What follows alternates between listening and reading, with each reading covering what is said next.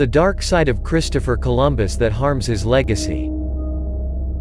Christopher Columbus is mainly known for carrying out 4 transatlantic voyages during his life in search of a commercial route to the Indies, financed by the Spanish crown. His first voyage in 1492, during which he reached America, is considered one of the most significant events in world history as it marked the beginning of European exploration and colonization of the American continent. Before we dive in, don't forget to subscribe to our channel and turn on notifications to stay up to date with our updates. Christopher Columbus is known for being one of the most famous explorers in history, but it is also important to highlight his role in the African slave trade during the Spanish conquest of America. When Columbus arrived in America in 1492, his goal was to find gold and riches for the Spanish crown. However, he soon realized that slavery could be an even more profitable source of income. As colonization expanded, enclaves were established for the production of sugar and other crops that required a large amount of labor. The solution to obtaining this labor was African slavery.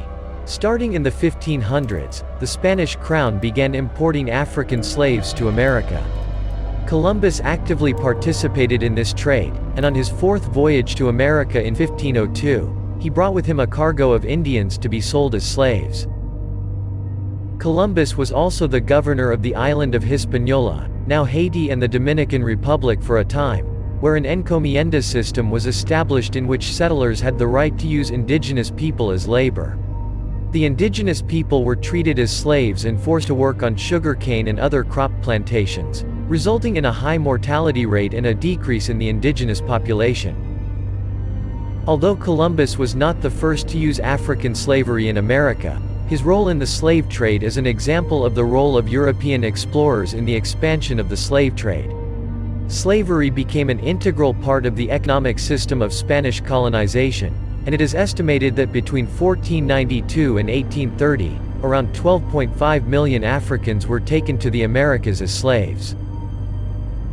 In summary, Christopher Columbus's role in the African slave trade is a historical fact that cannot be denied. Although his initial goal was to find gold and riches, he soon realized that slavery could be an even more profitable source of income. As colonization expanded, enclaves were established for the production of sugar and other crops that required a large amount of labor. Columbus actively participated in this trade, and his role in the expansion of the slave trade is an example of the role of European explorers in the expansion of slavery in America.